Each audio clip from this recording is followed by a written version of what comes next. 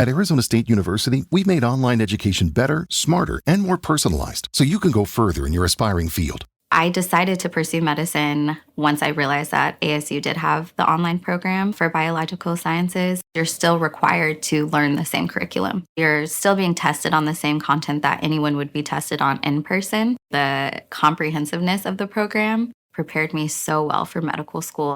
Explore over 350 plus programs at asuonline.asu.edu. You just realized your business needed to hire someone yesterday. How can you find amazing candidates fast? Easy. Just use Indeed. Stop struggling to get your job post seen on other job sites. With Indeed sponsored jobs, your post jumps to the top of the page for your relevant candidates, so you can reach the people you want faster. According to Indeed data, sponsored jobs posted directly on Indeed have 45% more applications than non-sponsored jobs. Don't wait any longer. Speed up your hiring right now with Indeed. And listeners of this show will get a $75 sponsored job credit to get your jobs more visibility at Indeed.com/kidsandfamily. Just go to Indeed.com/kidsandfamily right now and support our show by saying you heard about Indeed on this podcast. Terms and conditions apply. Hiring?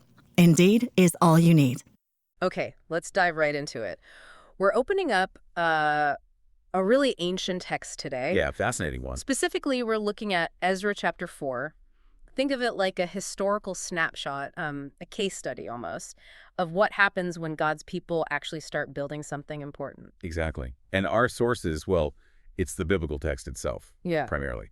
But we're also drawing on some, analysis that helps clarify the context, the background. Right. And our goal here, our mission, if you like, is to really walk through what happened in this chapter, understand the very real challenges these builders were up against, and then pull out lessons that are frankly, surprisingly relevant for your life today. Yeah, specifically thinking about how this ancient story can actually encourage obedience and, maybe more importantly, strengthen your faith when things inevitably get tough. Okay, so paint the picture for us. Where does chapter 4 kick off? Well, you've got the people, the children of the captivity. They're finally back in Jerusalem, and they have this huge task.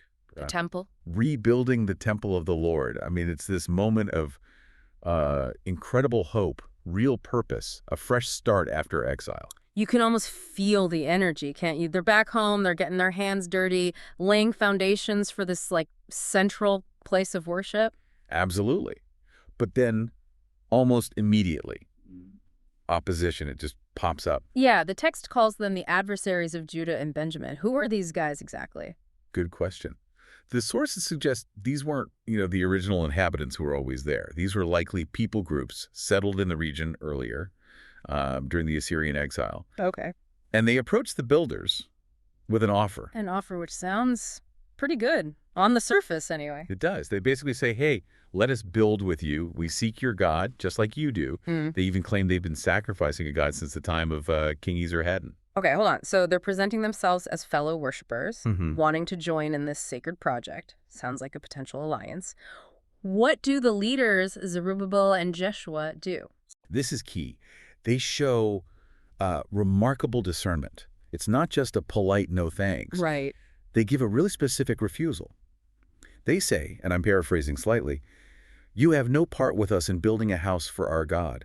We alone will build it for the Lord God of Israel, just as King Cyrus of Persia commanded us. Wow, that's direct. And it's rooted in the specific command they received. Exactly. And maybe that's the first big lesson right there. Not every offer of help, even if it sounds spiritual, is actually aligned with God's specific plan for you. Absolutely.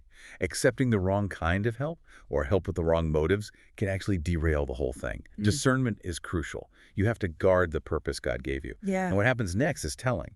When their offer gets rejected, they don't just, shrug and leave. No, it flips completely, doesn't it? The resistance ramps up. Immediately. They shift tactics. The text says they actively work to undermine the builders.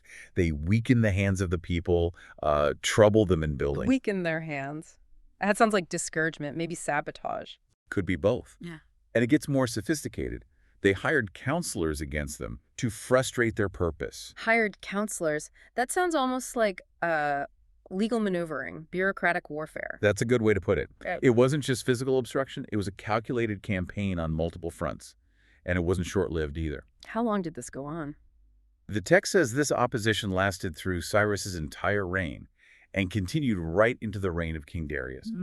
They were relentless. Wow.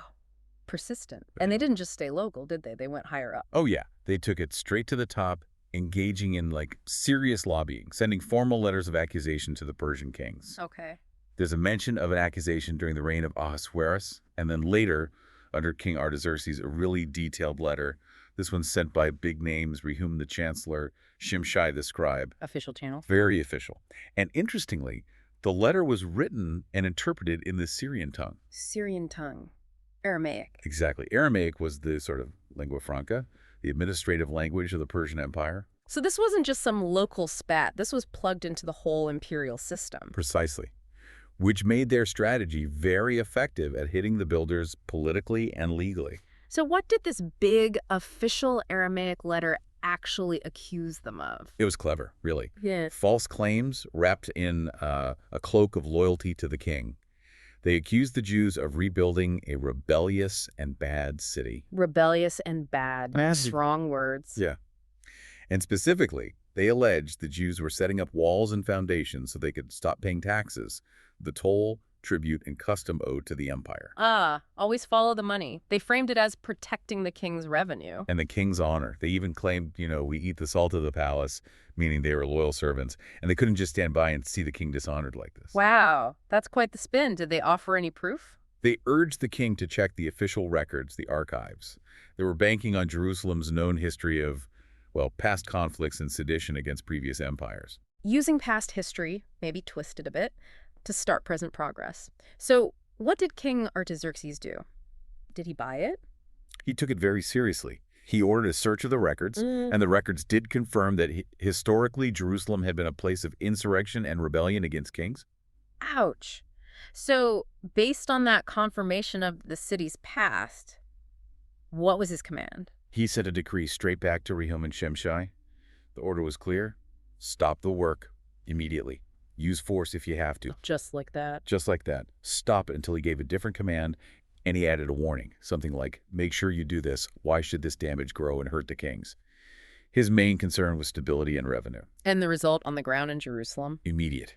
Decisive. Rehum, Shimshai, their whole crew went to Jerusalem, used force and power, and made the Jews stop building the house of God. So the work just stopped? Completely ceased.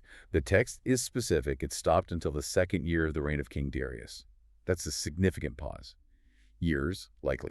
Okay, so this whole story from Ezra 4, the hopeful start, the cunning opposition, the bureaucratic shutdown, the work grinding to a halt. What does that tell us? How can understanding this ancient struggle actually, encourage our obedience today, strengthen our faith? It's packed with lessons, really. First, maybe the most obvious one, expect opposition. Right. The moment they started making progress on God's work, resistance showed up.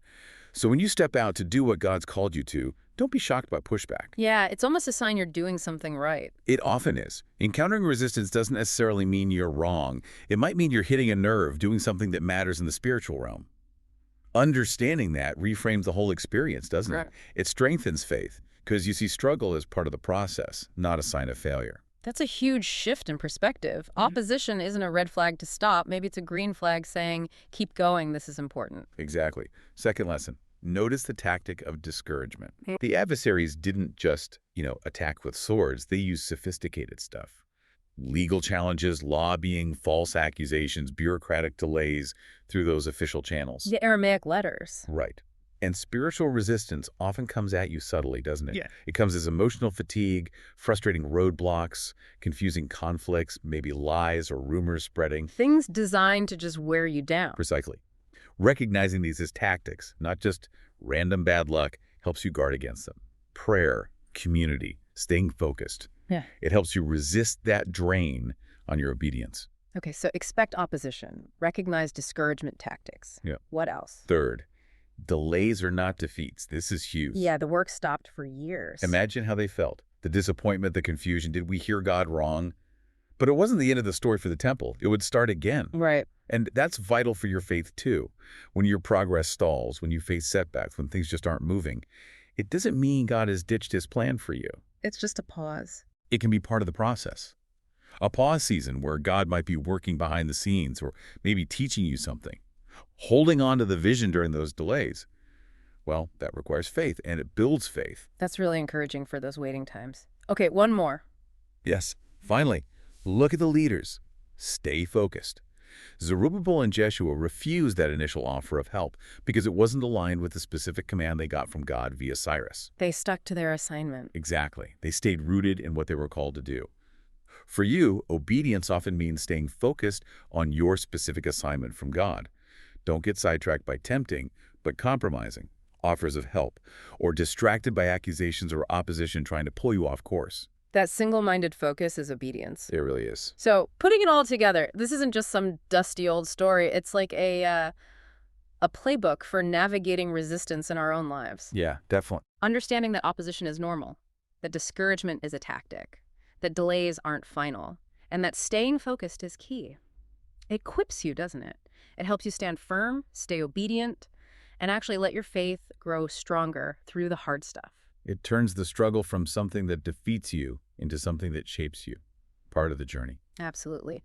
So as you think about this deep dive into Ezra chapter 4, maybe consider this question. Where in your life right now are you facing opposition or maybe just frustrating delays? And how might understanding this ancient pattern change how you see that situation and perhaps encourage you to keep going?